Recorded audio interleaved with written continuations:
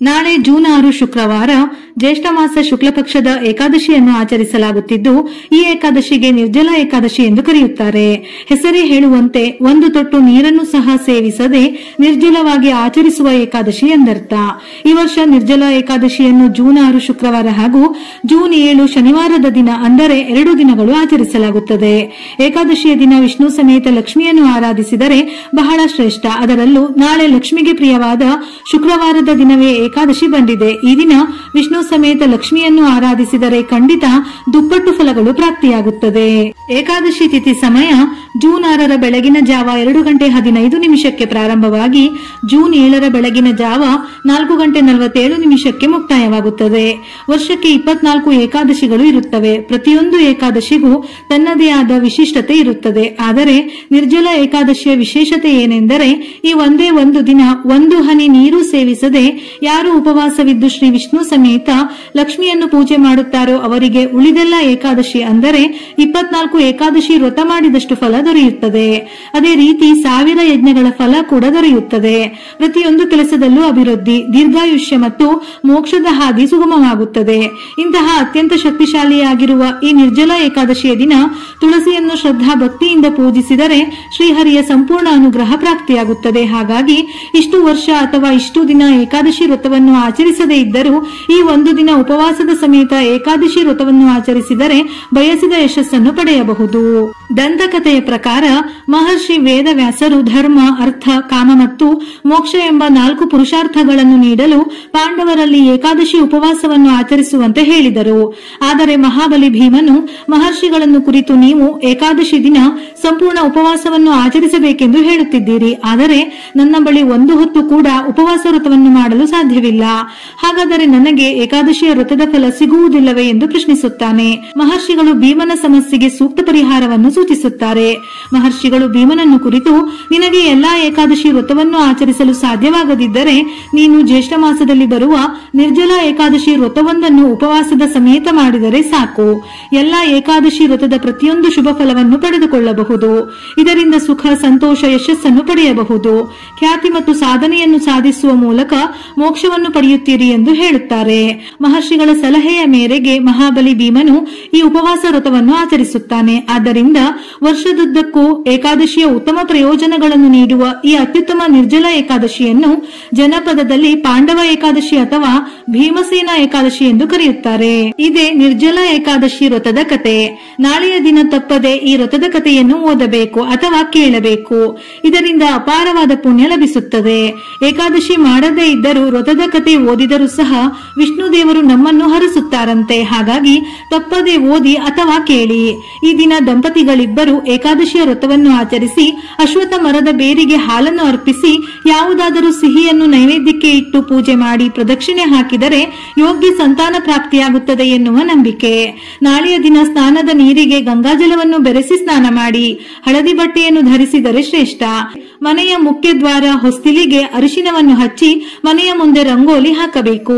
ಈ ದಿನ ವಿಷ್ಣು, ಲಕ್ಷ್ಮಿಯನ್ನು ಪೂಜಿಸುವುದರ ಜೊತೆಗೆ ವೆಂಕಟೇಶ್ವರ ಸ್ವಾಮಿಯನ್ನು ಪೂಜಿಸುವುದು ಬಹಳ ಶ್ರೇಷ್ಠ. ಹಿಟ್ಟಿನ ದೀಪಕ್ಕೆ ಅತ್ಯಂತ ಶಕ್ತಿ ಇರುತ್ತದೆಯಂತೆ. ಹಾಗಾಗಿ ಈ ದಿನ ಹಿಟ್ಟಿನಿಂದ ಒಂದು ದೀಪವನ್ನು ತಯಾರಿಸಿ ದೀಪಕ್ಕೆ ಎಳ್ಳಿನ ಎಣ್ಣೆಯನ್ನು ಹಾಕಿ 5 ಬತ್ತಿಗಳನ್ನು ಸೇರಿಸಿ ದೀಪ ಬೆಳಗಬೇಕು. ನಿರ್ಜಲ ಏಕಾದಶಿಯ ದಿನ ವೆಂಕಟೇಶ್ವರ ಸ್ವಾಮಿಯನ್ನು ಪೂಜಿಸುವುದರಿಂದ ಅಪಾರ ಐಶ್ವರ್ಯ ಲಭಿಸುತ್ತದೆ. ರಾಜಯೋಗ ಪ್ರಾಪ್ತಿಯಾಗುತ್ತದೆ. ತುಳಸಿ ದಳಗಳೊಂದಿಗೆ ವೆಂಕಟೇಶ್ವರ ಸ್ವಾಮಿಯನ್ನು ಪೂಜಿಸಿದರೆ ನಿಮ್ಮ ಇಚ್ಛೆಗಳೇನಿದ್ದರೂ ತಕ್ಷಣವೇ ಈಡೇರುತ್ತದೆ.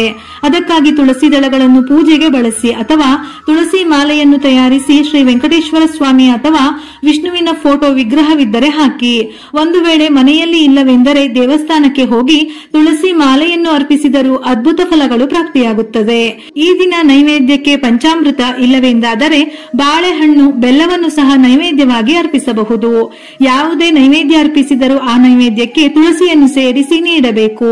ಈ ದಿನ ವಿಷ್ಣುವಿಗೆ ಕೇಸರಿ ಮಿಶ್ರಿತ ಹಾಲಿನ ಅಭಿಷೇಕ ಮಾಡಬೇಕು. ಇಲ್ಲವಾದರೆ ನೈವೇದ್ಯ ಮಾಡಬೇಕು. ಇದರಿಂದ ಭಗವಾನ್ ವಿಷ್ಣುವು ಪ್ರಸನ್ನನಾಗುತ್ತಾನೆ. ಹಣಕ್ಕೆ ಸಂಬಂಧಿಸಿದ ಸಮಸ್ಯೆಗಳನ್ನು ನಿವಾರಿಸುತ್ತಾನೆ.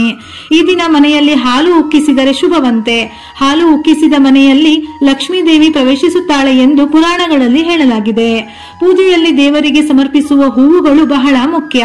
ಗುಲಾಬಿ ಹೂವುಗಳಿಂದ ಲಕ್ಷ್ಮೀ ದೇವಿಯನ್ನು ಪೂಜಿಸಿದರೆ ಆರ್ಥಿಕ ಸಮಸ್ಯೆಗಳು ದೂರವಾಗುತ್ತವೆ. ನಾಳೆ ಓಂ ನಮೋ ಭಗವತೆ ಭಗವತೆ ವಾಸುದೇವಾಯ ಎಂಬ ಮಂತ್ರವನ್ನು 21 ಬಾರಿ ಅಥವಾ 108 ಬಾರಿ ಪಠಿಸಿ. ಈ ಮಂತ್ರ ಪಠಿಸಿದರೆ ಸಮಸ್ಯೆಗಳು ನಿವಾರಣೆಯಾಗುತ್ತವೆ. ಪೂಜೆಯ ಕೊನೆಯಲ್ಲಿ ದೇವರಿಗೆ ನಮಸ್ಕಾರ ಮಾಡಿ 5 ಪ್ರದಕ್ಷಿಣೆಗಳನ್ನು ಮಾಡಿ ಪೂಜೆಯನ್ನು ಸಂಪೂರ್ಣಗೊಳಿಸಿರಿ. ಇದನ್ನೇ ಏಕಾದಶಿ ವ್ರತ ಎಂದು ಕರೆಯುತ್ತಾರೆ. ಏಕಾದಶಿಯಂದು ಉಪವಾಸ ಮಾಡಲೇಬೇಕು. ಒಂದು ದಿನ ಉಪವಾಸ ಮಾಡಿದರೆ ಅಪಾರ ಪುಣ್ಯ ಫಲ ದೊರೆಯುತ್ತದೆ.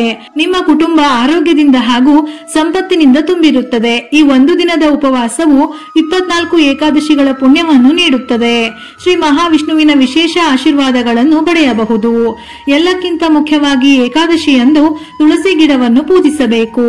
ಯಾರು ಏಕಾದಶಿ ವ್ರತವನ್ನು ಆಚರಿಸುತ್ತಾರೋ ಅವರು ಪ್ರತಿದಿನವೂ ತುಳಸಿ ದೇವಿಯನ್ನು ಭಕ್ತಿಯಿಂದ ಪೂಜಿಸಿ ಆರಾಧಿಸಬೇಕು ಎನ್ನುವ ನಿಯಮವಿದೆ. ತುಳಸಿ ಗಿಡವನ್ನು ನೆಟ್ಟು ಪ್ರತಿದಿನವೂ ನೀರುಣಿಸಬೇಕು. ತುಳಸಿ ದೇವಿಗೆ ಅರಿಶಿನ ಕುಂಕುಮವನ್ನು ಹಚ್ಚಬೇಕು. ಹೂವು ಅಥವಾ ಹೂವಿನ ಹಾರ ಹೀಗೆ ನಾನಾ ರೀತಿಯಲ್ಲಿ ಅಲಂಕರಿಸುವುದು, ತುಳಸಿಗೆ ಪ್ರದಕ್ಷಿಣೆ ಹಾಕಿ ಅತ್ಯಂತ ಶ್ರದ್ಧಾ ಭಕ್ತಿಯಿಂದ ಪೂಜಿಸಬೇಕು. ಈ ರೀತಿ ಸೇವೆ ಮಾಡಿದವರಿಗೆ ಶ್ರೀಹರಿಯ ಕೃಪೆ ಲಭಿಸುತ್ತದೆ. ಯಾರು ಪ್ರತಿದಿನವೂ ತುಳಸಿಗೆ ನೀರನ್ನು ಅರ್ಪಿಸಿ ಅವಳ ಸೇವೆ ಮಾಡುತ್ತಾರೋ, ಹರಿಚಿಂತನೆ ಮಾಡುತ್ತಾರೋ ಅವರಿಗೆ ಯಾವ ಪಾಪವೂ ಸಮೀಪಿಸುವುದಿಲ್ಲ. ಇದರಿಂದ ಅವರಿಗೆ 400 ಪಟ್ಟು ಹೆಚ್ಚು ಪುಣ್ಯ ಸಿಗುತ್ತದೆ. ಆದರೆ ಯಾರು ದ್ವಾದಶಿಯಂದು ಅಥವಾ ಅಜ್ಞಾನದಿಂದ ತುಳಸಿಯನ್ನು ಕೀಳುತ್ತಾರೋ ಅವರಿಗೆ ಬ್ರಹ್ಮ ಹತ್ಯೆಯ ಸಮಾನ ಪಾಪವು ಲಭಿಸುತ್ತದೆ. ಅದಕ್ಕಾಗಿಯೇ ತುಳಸಿ ದೇವಿಯ ಸೇವೆಯಲ್ಲಿ ಹೆಚ್ಚು ಎಚ್ಚರಿಕೆಯಿಂದ ನಡೆದುಕೊಳ್ಳಬೇಕು. ಈ ದಿನ ತುಳಸಿಗೆ ದೀಪವನ್ನು ಬೆಳಗಿ 5 ಪ್ರದಕ್ಷಿಣೆ ಹಾಕಿದರೆ ಅದೃಷ್ಟ ನಿಮ್ಮದಾಗುತ್ತದೆ. ನಿರ್ಜಲ ಏಕಾದಶಿಯಂದು ವಿಷ್ಣು, ವೆಂಕಟೇಶ್ವರ ಸ್ವಾಮಿ ಅಥವಾ ಶ್ರೀರಾಮನ ದೇವಸ್ಥಾನಗಳಿಗೆ ಭೇಟಿ ನೀಡಿ ಧ್ವಜಸ್ತಂಭದ ಬಳಿಯಲ್ಲಿ ದೀಪ ಬೆಳಗಿಸಿ 3 ಪ್ರದಕ್ಷಿಣೆಯನ್ನು ಹಾಕಿದರೆ ಶ್ರೇಷ್ಠ. ಅರಳಿ ವೃಕ್ಷದಲ್ಲಿ ವಿಷ್ಣು ದೇವ ನೆಲೆಸಿರುವುದರಿಂದ ನಿರ್ಜಲ ಏಕಾದಶಿಯ ದಿನ ಅರಳಿ ವೃಕ್ಷಕ್ಕೆ ನಮಸ್ಕರಿಸಿ ಪ್ರದಕ್ಷಿಣೆ ಹಾಕಿದರೆ ಹಿಂದಿನ ಜನ್ಮಗಳ ಎಲ್ಲಾ ಪಾಪಗಳು ದೂರವಾಗಿ ನಿಮಗೆ ಶುಭವಾಗುತ್ತದೆ. ಈ ಜನ್ಮದಲ್ಲಿ ಅದೃಷ್ಟ ಪ್ರಾಪ್ತಿಯಾಗುತ್ತದೆ. ಭಗವದ್ಗೀತೆಯ 11ನೇ ಅಧ್ಯಾಯವನ್ನು ಪಾಪಗಳಿಗೆ ಪ್ರಾಯಶ್ಚಿತವಾಗಿ ಪಠಿಸುವುದು ಸೂಕ್ತ. ಈ ದಿನ ಸಂಜೆ 6 ಗಂಟೆಯ ನಂತರ ಮನೆ ಬಾಗಿಲಿನ ಮುಂದೆ 2 ದೀಪಗಳನ್ನು ಬೆಳಗಿಸಿ. ಈ ದೀಪಗಳು ಲಕ್ಷ್ಮೀ ದೇವಿಯನ್ನು ಆಕರ್ಷಿಸುತ್ತವೆ. ತಾಯಿ ಲಕ್ಷ್ಮಿಯ ಅನುಗ್ರಹದ ಜೊತೆ ನಿಮ್ಮ ಮನೆಗೆ ಬಂದು ನೆಲೆಸುತ್ತಾಳೆ. ಮನೆಯಲ್ಲಿ ಹಣಕಾಸಿನ ಸಮಸ್ಯೆಗಳಿದ್ದರೆ, ನಿಮ್ಮ ಪತಿಯ ಆದಾಯ ಹೆಚ್ಚಾಗಬೇಕೆಂದರೆ ಲಕ್ಷ್ಮೀ ದೇವಿಯನ್ನು ಪ್ರಾರ್ಥಿಸಿ ಏಕಾದಶಿಯ ಪೂಜೆಯನ್ನು ಮಾಡುವಾಗ ದೇವರ ಮನೆಯಲ್ಲಿ 5 ಏಲಕ್ಕಿಯನ್ನಿಟ್ಟು ಭಕ್ತಿಯಿಂದ ಪೂಜೆ ಮಾಡಿ ಮನೆಯಲ್ಲಿ ಯಾವುದೇ ಆರ್ಥಿಕ ಸಂಕಷ್ಟ, ಹಣಕಾಸಿನ ಸಮಸ್ಯೆಗಳಿದ್ದರೂ ನಿವಾರಣೆಯಾಗಿ ಸಂಪತ್ತು ವೃದ್ಧಿಯಾಗಲಿ, ಅಷ್ಟೈಶ್ವರ್ಯ ಲಭಿಸಲಿ ಎಂದು ಪ್ರಾರ್ಥಿಸಿ ನಂತರ ಪೂಜಿಸಿ. ಪೂಜೆಯ ನಂತರ ಆ ಏಲಕ್ಕಿಯನ್ನು ನಿಮ್ಮ ಪರ್ಸ್ ಹಾಗೂ ಹಣ ಇಡುವ ಜಾಗ ಬೀರುವಿನಲ್ಲಿಡಿ. ಇದರಿಂದ ಸಂಪತ್ತು ಕ್ರಮೇಣವಾಗಿ ಹೆಚ್ಚಾಗುತ್ತದೆ. ನಿಮ್ಮ ಪತಿಯ ಸಂಪತ್ತು ಆದಾಯದಲ್ಲಿ ಖಂಡಿತವಾಗಿಯೂ ಹೆಚ್ಚಾಗುತ್ತದೆ. ಸಾಲದ ಸಮಸ್ಯೆಯಿಂದ ಬಳಲುತ್ತಿರುವವರು ಈ ಏಕಾದಶಿಯ ದಿನ ಅರಳಿ ಮರದ ಕೆಳಗೆ ತುಪ್ಪದ ದೀಪ ಹಚ್ಚಿ ಪ್ರಾರ್ಥಿಸಿದರೆ ಎಲ್ಲ ಸಾಲದ ಸಮಸ್ಯೆಗಳು ದೂರವಾಗುತ್ತದೆ. ದಾಂಪತ್ಯ ಜೀವನದಲ್ಲಿ ಸಮಸ್ಯೆಗಳಿರುವವರು ಈ ಏಕಾದಶಿಯ ದಿನ ನೆಲ್ಲಿ ಮರಕ್ಕೆ 7 ಬಾರಿ ಪ್ರದಕ್ಷಿಣೆ ಹಾಕಬೇಕು. ಗಂಡ ಹೆಂಡತಿಯ ನಡುವಿನ ಜಗಳಗಳು ನಿವಾರಣೆಯಾಗುತ್ತದೆ. ಪ್ರೀತಿ ವಾತ್ಸಲ್ಯ ಹೆಚ್ಚಾಗುತ್ತದೆ. ಶುಕ್ರವಾರದೊಂದಿಗೆ ಹೊಂದಿಕೆಯಾಗುವ ಏಕಾದಶಿಯಂದು ಕಲ್ಲು ಉಪ್ಪು ಖರೀದಿಸಿ ನಿಮ್ಮ ಮನೆಗೆ ತನ್ನಿ. ಅಪಾರ ಸಂಪತ್ತು ನಿಮ್ಮದಾಗುತ್ತದೆ. ಲಕ್ಷ್ಮೀ ಸ್ವರೂಪವಾಗಿರುವ ಮುತ್ತೈದೆಯರಿಗೆ ಅರಿಶಿನ, ಕುಂಕುಮ, ಹೂವು ಕೊಟ್ಟು ಬಾಳೆಹಣ್ಣು ಕೊಟ್ಟು ಆಶೀರ್ವಾದ ಪಡೆದುಕೊಂಡರೆ ಶ್ರೇಷ್ಠ. ಈ ದಿನ ಆಹಾರ, ಬಟ್ಟೆ, ಗೋಧಿ, ಬೆಲ್ಲ, ನೀರು ತುಂಬಿದ ಮಡಿಕೆ, ಮಜ್ಜಿಗೆ, ಕಲ್ಲಂಗಡಿ ಹಣ್ಣುಗಳನ್ನು ದಾನ ಮಾಡಿದರೆ ಶ್ರೇಷ್ಠ. ಈ ಏಕಾದಶಿ ದಿನ ವಿಷ್ಣು ಸಹಸ್ರನಾಮ ಪಠಿಸಿದರೆ ಕೋಟಿ ಜನ್ಮಗಳ ಪುಣ್ಯ ಸಿಗುತ್ತದೆ. ಈ ಏಕಾದಶಿ ದಿನ ಜಲದಾನ ಮಾಡಿದರೆ ಹಣಕ್ಕೆ ಸಂಬಂಧಿಸಿದ ಸಮಸ್ಯೆ ಮತ್ತು ಮದುವೆಗೆ ಸಂಬಂಧಿಸಿದ ಎಲ್ಲಾ ಸಮಸ್ಯೆಗಳು ನಿವಾರಣೆಯಾಗುತ್ತದೆ. ವಿಡಿಯೋ ಇಷ್ಟ ಆಗಿದ್ದಲ್ಲಿ ಮರೆಯದೆ ಲೈಕ್ ಕೊಟ್ಟು ನಿಮ್ಮವರಿಗೆ ಶೇರ್ ಮಾಡಿ. ಇದೇ ರೀತಿಯ ಮನಮುಟ್ಟುವ ಉಪಯುಕ್ತ ಮಾಹಿತಿಗಳಿಗಾಗಿ ಮತ್ತೆ ಭೇಟಿಯಾಗೋಣ.